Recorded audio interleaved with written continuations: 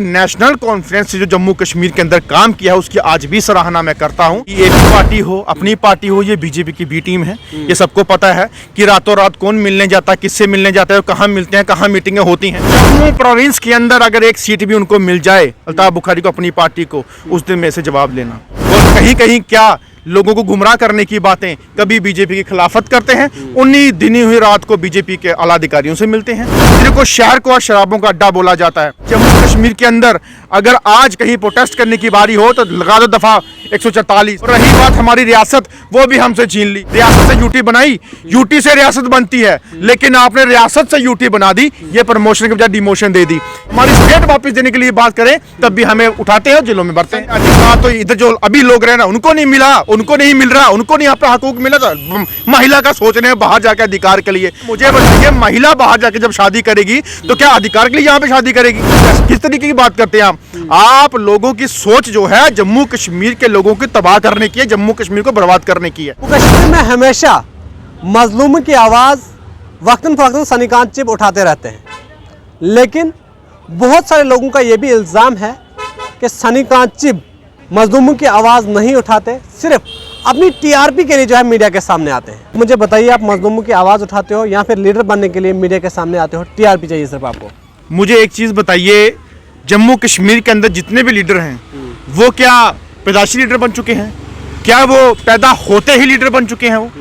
और जो भी कोई लीडर बने हैं वो किसी न किसी की आवाज़ उठा के या किसी न किसी का काम करके या लोगों के साथ रह के या लोगों के साथ उनके काम काज करके जो है वो लीडर बने हैं। और रही बात मेरी, जो इंसान ऐसी बात बोलता है, मैं उसको एक चीज़ पूछना चाहता हूँ, अगर आप लोगों को इतनी तकलीफ़ है तो आप ही उनके घर चले जाइए, आप ही उनकी मदद कीजिए। हम लोगों ने आज तक जो भी किसी की हेल्प की है दिल से की है। हम लोगों ने जब भी किसी का साथ दिया तो दिल से दिया। हमने ये नहीं कि अगर किसी के घर पे कहीं राशन किसी को दिलवाना हो, किसी गरीब बच्ची की शादी करवानी हो, किसी के गरीब का हेल्थ का कहीं काम करवाना हो, उसको हमने कभी पैसों से नहीं तोला।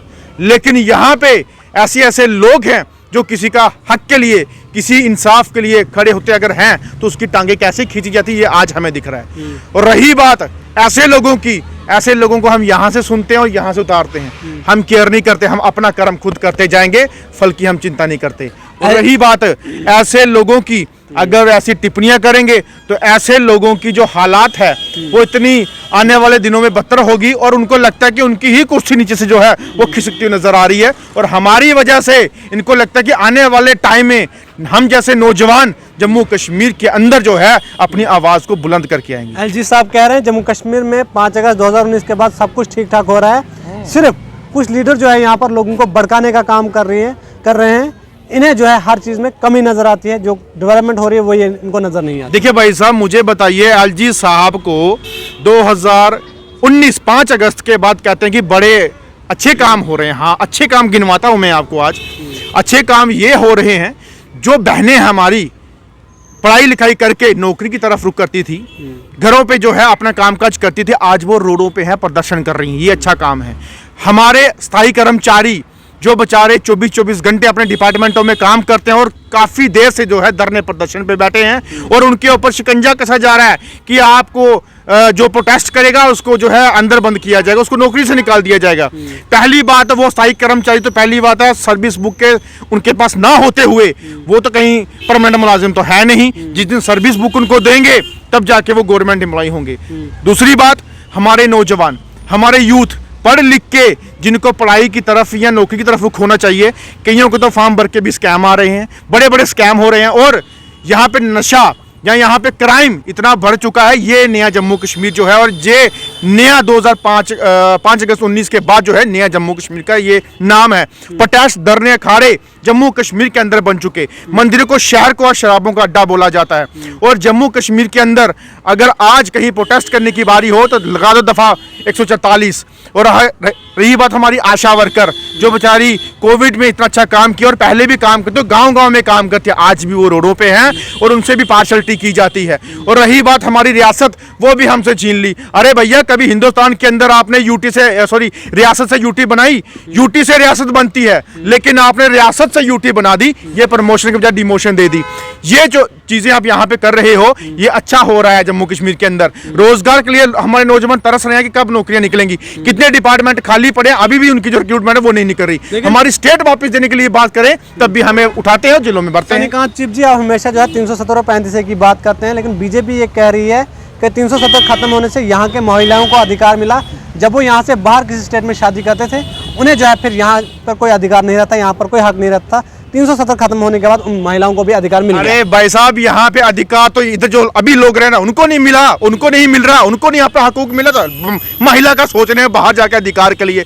अरे मुझे बताइए, महिला बाहर जाके जब शादी करेगी तो क्या अधिकार के लिए यहाँ पे शादी करेगी? अरे किस तरीके की बात करते हैं आप लोगों की सोच जो है जम्मू कश्मीर के लोगों की तबाह करने की है, जम्मू कश्मीर को बर्बाद करने की है। खुद नहीं सोचते कि जम्मू कश्मीर के अंदर हालात क्या हो गई है। Smart meter, property tax, smart city के नाम पे बेवकूफ बना रहे हैं। ये सामने आर्टिफिशियल लेके पिछले 10 साल से बन रही है। यहाँ पे जब भी एक बारिश होती है, इनके चेहरे सब ओपन हो जाते हैं कि कितना काम किया। यहाँ पे जो अभी पार्क के सामने परसों ही बारिश का पानी इतना बढ़ गया था। तो मुझे बताइए, ये जेडीए की पार्क है जहाँ पे स्मार्ट सिटी के नाम पे अपना बोला जाता है। अरे कुछ नहीं कर सकते। 370 के बाद 370-35 से जो हमारा जम्मू कश्मीर के लोगों की नौकरी का हकूक था, जमीनी हकूक था, यहाँ पे लोगों के जो समस्याओं का हकूक था, वो किसके आगे बोले?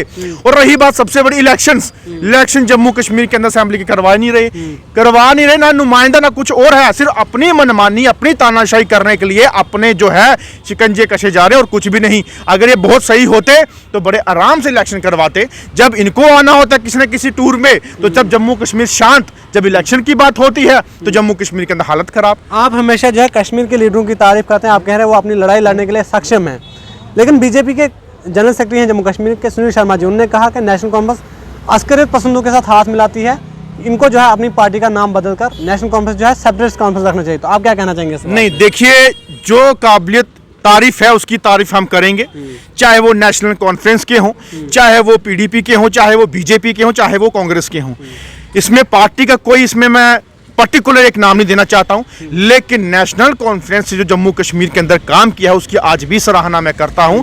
जिस तरीके से एक वीडियो, चाहे हो सकता है मैं आपको भी सेंड करूंगा, पुरानी शेख अब्दुल्ला साहब की, जिन्होंने एक स्पीच में कहा है कि काफी लोगों की, चाहे वो हिंदू हो, मुस्लिम हो, और मैक्सिमम हिंदू भाइयों का जिक्र किया है कि हिंदुओं को किस तरीके से कश्मीर के अंदर सेव किया हो, जहां कश्मीर के बाहर के आउटर एरिया में उनको सेव करके उन्होंने जो है मतलब कि यहाँ पे उनको अपनी सेफ्टी दी है।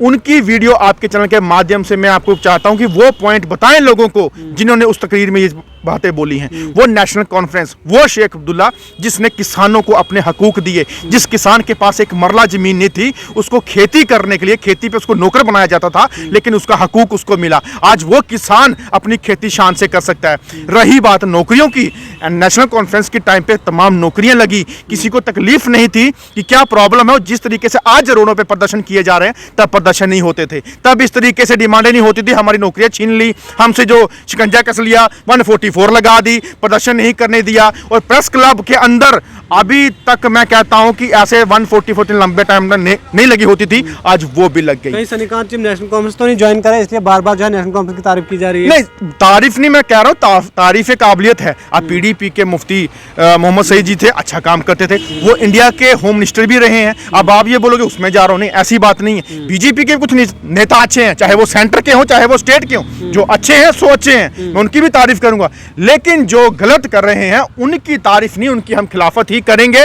और रही बात अच्छाइयों की, अगर अच्छा काम करते तो आज इनको वोट देने की बात करते, आज इलेक्शन भी करवाते। इनसे तो पंचायती इलेक्शन नहीं करवा सकते, काउंसलर की नहीं करवा सकते, तो असेंबली की क्या करवाएंगे? इनको पता हमें वोट नहीं, हमें चोट मिलनी और क्या। सनिकांत जी, आखिर में आपसे मैं यही जानना चाहूंगा, पीडीपी नेशनल कॉन्फ्रेंस को छोड़कर बाकी सभी पार्टियां बीजेपी के कामों को जो है तारीफ कर रहे हैं, सराहना कर रहे हैं। अपनी पार्टी की बात करें, पीपल कॉन्फ्रेंस की बात करें, आज़ाद साहब की बात करें, जो लाइन बीजेपी वाले कह रहे हैं कि यहाँ पर नॉर्मलसी हुई है, पत्थरबाजी बंद हुई है, वो दोबारा बाकी वो सब पार्टियां भी कह रही हैं। सिर्फ नेशनल कॉन्फ्रेंस पीडीपी मुखालफत कर रही है और सनिकांत जी भी मुखालफत कर रहे हैं। किसी सच माने? देखिए, मेरी एक बात सुनिए, चाहे वो डीएपी पार्टी हो, अपनी पार्टी हो, ये बीजेपी की बी टीम है। ये सबको पता है कि रातों रात कौन मिलने जाता है, किससे मिलने जाता है, कहाँ मिलते हैं, कहाँ मीटिंगें होती हैं, और कहीं कहीं क्या लोगों को गुमराह करने की बातें कभी बीजेपी की खिलाफत करते हैं, उन्हीं दिनी हुई रात को बीजेपी के आला अधिकारियों से मिलते हैं। और मुझे बताइए, अगर आपका ये दोगला चेहरा अगर दुनिया को ना समझ आए तो फिर कुछ भी नहीं आ सकता।